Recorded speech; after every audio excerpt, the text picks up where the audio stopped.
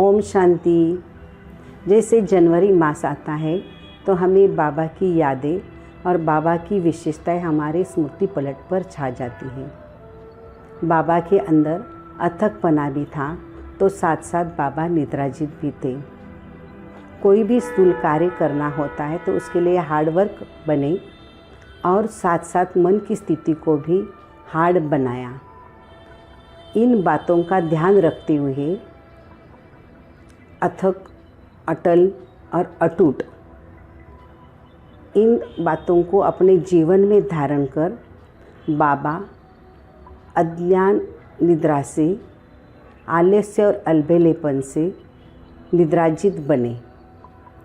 बाबा के अंदर हर समय उमंग उत्साह रहता था और बच्चों को भी उमंग उत्साह दिलाते थे। बाबा जैसे कि बैडमिंटन खेलते समय अचानक बच्चों से पूछते थे कि बच्चे आप किसके साथ खेल रहे हो, कौन है आपका साथी। तो बच्चों को शिव बाबा की याद भी दिलाते थे और उमंग उत्साह में बच्चे आने के कारण बच्चे बहुत अच्छी तरह से खेलते थे।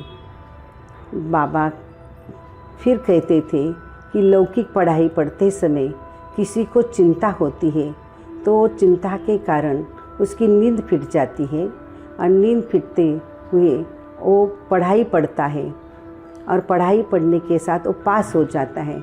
वैसे बाबा के अंदर भी सदा चिंता रहती थी कि मुझे संपूर्णता की ओर जाना है और हर एक को शुभ भावना रखनी है। तो इस चिंता के कारण बाबा अथक और निद्राजित बने। एक दिन मधुबन में सब्जी का ट्रक भरकर आया हुआ था।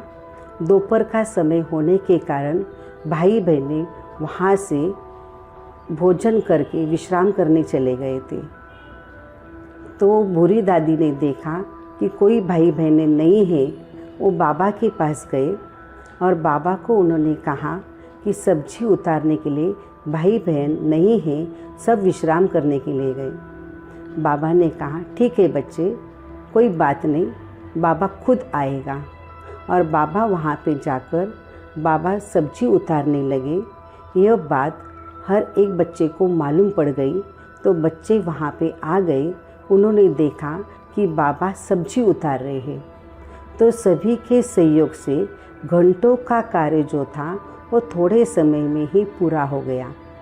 बाबा किसी को कहते नहीं थे कि आपको ही करना है, लेकिन हर एक बच्चे के अंदर यही था कि बाबा कर रहा है तो हम भी करें। एक दिन की बात है, बाबा और रमेश भाई ट्रेन से सफ़र कर रहे थे और सफ़र करते समय बाबा रात को 2 बजे उठकर बैठ गए। फिर रमेश भाई ने देखा कि बाबा इतना जल्दी क्यों उठे हैं। थोड़े समय के बाद बाबा को पूछा कि बाबा आप इतना जल्दी उठकर क्या करते हो।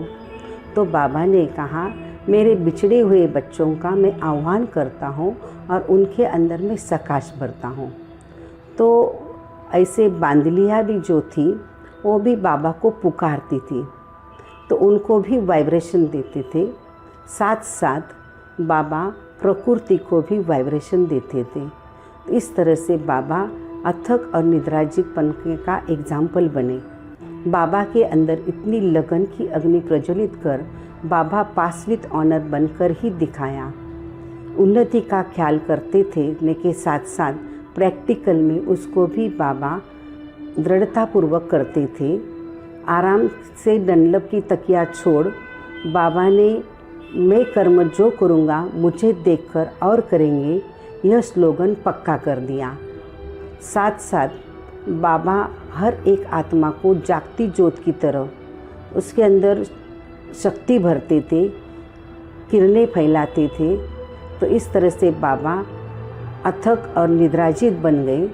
तो हमें भी ऐसे ही बाबा के जैसे निद्राजित और अथक बनना है। ओम शांति।